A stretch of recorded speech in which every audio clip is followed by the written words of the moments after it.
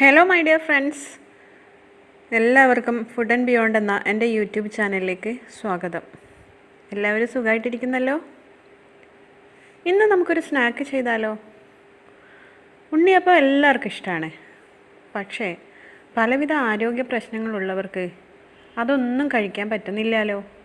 അതിലെ മധുരം തന്നെയാണ് പ്രശ്നം.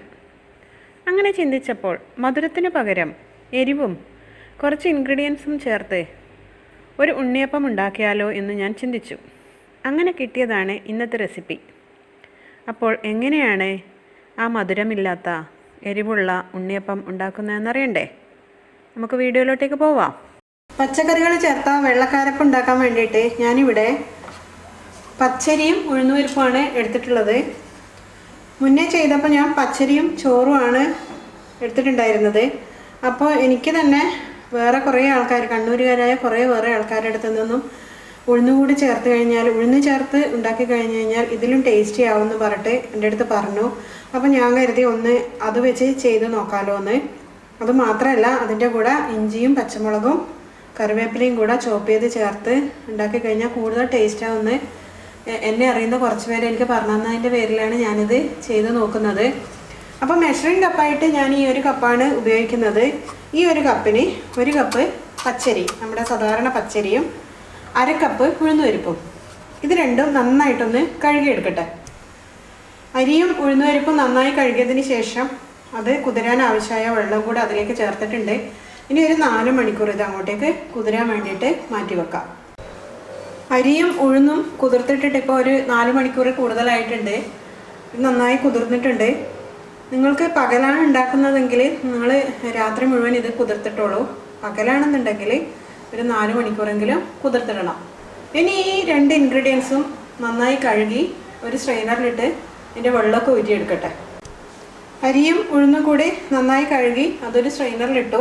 ഇതിൻ്റെ വെള്ളമൊക്കെ ഊറിപ്പോയിട്ടുണ്ട്. ഇനി ഈ 2 ഇൻഗ്രീഡിയൻസും ഞാനൊരു മിക്സി ജാറിലേക്ക് ഇട്ട് കൊടുക്കട്ടെ.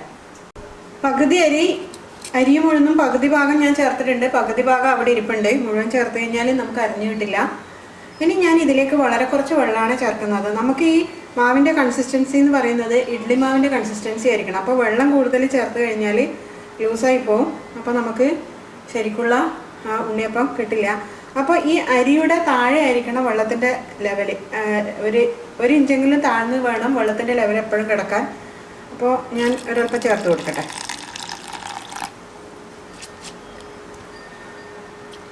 ഇനി ഇതൊന്ന് അരച്ചെടുക്കാം. ആദ്യത്തെ ബാച്ച് അരി ഉഴുന്നും കൂടി ഞാൻ അരച്ച് കഴിഞ്ഞിട്ടുണ്ട്. ഇതൊരു പാത്രത്തിലേക്ക് ഷിഫ്റ്റ് ചെയ്യട്ടെ. ഇത് അങ്ങോട്ടേക്ക് മാറ്റി വെച്ചതിന് ശേഷം ബാക്കി വന്ന അരി ഉഴുന്നും കൂടെ ഞാനൊന്ന് അരച്ചെടുക്കട്ടെ. ബാക്കി വന്ന അരി ഉഴുന്നും കൂടി ഞാൻ മിക്സിയുടെ ജാറിലേക്ക് ഇട്ട് അതിലേക്ക് ആവശ്യമായ വെള്ളമൊക്കെ ഒഴിക്കട്ടെ. എന്നിട്ട് ഇതുകൂടെ ഞാനൊന്ന് അരച്ചെടുക്കട്ടെ. രണ്ടാമത്തെ ബാച്ച് കൂടി അരച്ച് കഴിഞ്ഞു. ഇതും നമുക്ക് പാത്രത്തിലേക്ക്, ആദ്യം അരച്ച് വെച്ച പാത്രത്തിലേക്ക് ഷിഫ്റ്റ് ചെയ്യാം. എന്നതിന് ശേഷം ഇതൊന്ന് നന്നായി മിക്സ് ചെയ്യാം. അപ്പോൾ അരിയും ഉഴുന്നും കൂടിയുള്ള മിക്സ് റെഡിയായി കഴിഞ്ഞു. ഇനി ഇത് 1 മണിക്കൂർ റെസ്റ്റ് ചെയ്യണം. 1 മണിക്കൂറിന് ശേഷം അതിലേക്ക് കുറച്ച് ഇൻഗ്രീഡിയൻസ് ഒക്കെ ചേർക്കാനുണ്ട്. അത് ആ സമയത്ത് പറയാം. ഇപ്പോൾ നമുക്കിത് അങ്ങോട്ടേക്ക് റെസ്റ്റിന് വെക്കാം.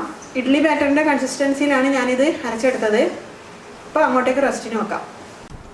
അരിയും ഉഴുന്നും കൂടി അരച്ച് വെച്ചിട്ടിപ്പോൾ 1 മണിക്കൂർ കഴിഞ്ഞിട്ടുണ്ട്. നമ്മുടെ ബാറ്ററിൻ്റെ കൺസിസ്റ്റൻസി എന്ന് പറയുന്നത് ഇതാണ്, ഇഡ്ഡലി ബാറ്ററിൻ്റെ അതേ കൺസിസ്റ്റൻസി. ഇനി ഇതിലേക്ക് കുറച്ച് ഇൻഗ്രീഡിയൻസ് നമുക്ക് ചേർക്കാനുണ്ട്. അതെന്തൊക്കെയാണെന്ന് പറയാം. ഒരു 3 പച്ചമുളക്, അത് നല്ല ഫൈനായി ചോപ്പ് ചെയ്തതാണ്. 1 ഇഞ്ച് നീളത്തിലുള്ള ഒരു കഷ്ണം ഇഞ്ചി, അതും ഫൈനായി ചോപ്പ് ചെയ്തത്. പിന്നീട് കറിവേപ്പില, അതും ഫൈനായി ചോപ്പ് ചെയ്തു. പിന്നീട് ഒരു സവാളയുടെ പകുതിയാണ്, അതും ഫൈനായി ചോപ്പ് ചെയ്തതാണ്. പിന്നീട് നമുക്ക് ആവശ്യത്തിന് ഉപ്പ് ചേർക്കണം. പിന്നീട് ഒരു പിഞ്ച് ബേക്കിംഗ് സോഡ കൂടി ഇതിലേക്ക് ചേർക്കേണ്ടതായിട്ടുണ്ട്. അപ്പോൾ ഇത്രയും ഇൻഗ്രീഡിയൻസ് ഞാൻ ആ ബാറ്ററിലോട്ടേക്ക് ചേർത്ത് കൊടുക്കട്ടെ. ആദ്യം തന്നെ നമുക്ക് സവാള ചേർക്കാം. പിന്നീട് നമ്മൾ ഇഞ്ചി ചേർത്തു, കറിവേപ്പില ചേർത്തു, പിന്നീട് പച്ചമുളകും കൂടി ചേർത്തു. ഇനി നമുക്ക് ഇതിലേക്ക് ആവശ്യമുള്ള ഉപ്പ് ചേർത്ത് കൊടുക്കാം. ഉപ്പ് ചേർത്തു. പിന്നീട് നമുക്ക് ബേക്കിംഗ് സോഡ ചേർക്കാം. അതൊരു പിഞ്ച് മതി, കൂടുതലൊന്നും ചേർക്കണ്ട. അപ്പം ഞാൻ ഒരു പിഞ്ച് ബേക്കിംഗ് സോഡ ഇതിലേക്ക് ചേർത്ത് കൊടുക്കട്ടെ. അപ്പോൾ ബേക്കിംഗ് സോഡയും കൂടെ ഇതിലേക്ക് ചേർക്കാം. ഇനി നമുക്ക് ഇൻഗ്രീഡിയൻസ് എല്ലാം ചേർത്തതിന് ശേഷം നന്നായിട്ടൊന്ന് മിക്സ് ചെയ്യാം.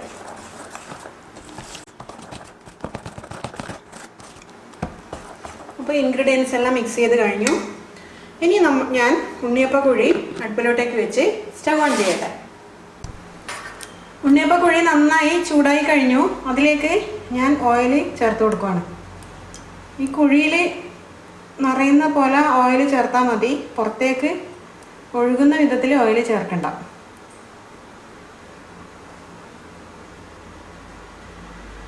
ഇനി ഓയിലൊന്ന് നന്നായി ചൂടായി വരട്ടെ. ഓയിൽ നന്നായി ചൂടായി കഴിഞ്ഞു. നമ്മുടെ കൈക്ക് നന്നായി ചൂട് കിട്ടുന്നുണ്ട്. ഇനി നമ്മുടെ ബാറ്ററിൽ നിന്നും ബാറ്റർ ഒരു തവി കൊണ്ട് കോരി എടുത്തിട്ട് ഇതുപോലെ ഓരോ പ്രാവശ്യം കോരി എടുക്കുമ്പോഴും നന്നായിട്ട് ഇതുപോലെ മിക്സ് ചെയ്തിട്ട് ചേർക്കണം. ഇല്ലാന്നുണ്ടെങ്കിൽ ഇൻഗ്രീഡിയൻസ് എല്ലായിടും ഈവണായി എത്തില്ല. അപ്പോൾ കോരി എടുത്ത് നമുക്ക് ഓരോ കുഴിയിലായിട്ട് ഒഴിച്ചു കൊടുക്കാം.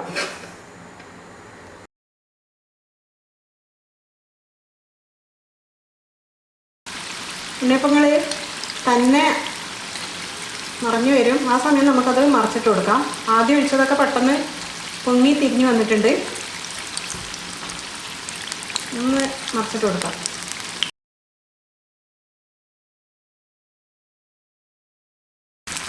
ഇനി നമ്മൾ തിരിച്ചിട്ട് ഭാഗം കൂടെ ഒന്ന് ഇതുപോലെ ഗോൾഡൻ കളറിലേക്ക് വരട്ടെ.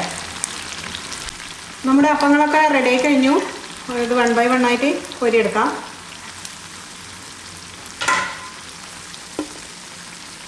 നമ്മൾ ആദ്യം ഒഴിക്കുന്നത് ആദ്യം കോരിയെടുക്കണം.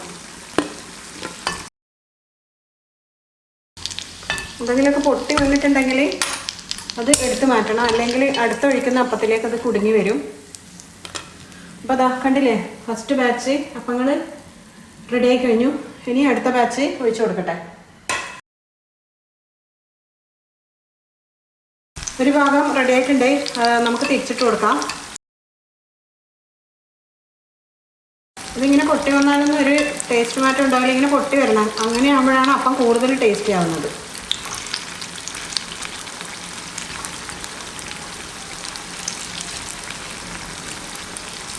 കയ്യിൽ എണ്ണ തെറിക്കാതെ സൂക്ഷിക്കണം. സ്പൂണ് വെച്ച് നോക്കട്ടെ. സ്പൂണ് വെച്ചാണ് എളുപ്പം. ഇനി ആ ഭാഗം കൂടി ഒന്ന് മൂത്ത് വരട്ടെ. നമ്മൾ തിരിച്ചിട്ട ഭാഗം റെഡി ആയിട്ടുണ്ടാവും. നമുക്കത് കോരിയെടുക്കാം. അപ്പോൾ എല്ലാ ഉണ്ണിയപ്പങ്ങളും, ഉണ്ണിയപ്പം എന്ന് പറഞ്ഞുകൂടാ, എരിവുള്ള ഉണ്ണിയപ്പം, എരിവുള്ള വെള്ള കാരപ്പം എന്നും കൂടി പറയാം, ചുട്ട് കഴിഞ്ഞു. കണ്ടില്ലേ, 1 ഗ്ലാസ് അരിയും 1/2 ഗ്ലാസ് ഉഴുന്നുപരിപ്പും കൂടെ ചേർത്തുണ്ടാക്കുന്ന ഉണ്ണിയപ്പം ഒരു ചെറിയ കുടുംബത്തിനൊക്കെ കഴിക്കാൻ തികയും.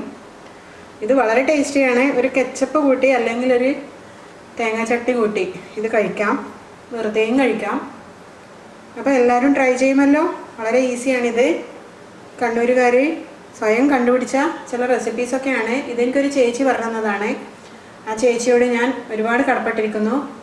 അപ്പോൾ ഈ വീഡിയോ ഇഷ്ടപ്പെട്ടിട്ടുണ്ടെങ്കിൽ ഒന്ന് ലൈക്ക് ചെയ്യുക, ഷെയർ ചെയ്യുക. സബ്സ്ക്രൈബ് ചെയ്തില്ല എന്നുണ്ടെങ്കിൽ ഒന്ന് സബ്സ്ക്രൈബും കൂടെ ചെയ്യുക. എന്നെപ്പോലെ ബിഗിനേഴ്സായ യൂട്യൂബേഴ്സിനെ സപ്പോർട്ട് ചെയ്യുക. വീണ്ടും ഇതുപോലുള്ള ഡിഷസൊക്കെ ആയിട്ട് ഞാൻ നിങ്ങളുടെ മുന്നിൽ വരാം. അതുവരേക്കും it's me Sudha signing off. Thank you for watching my video.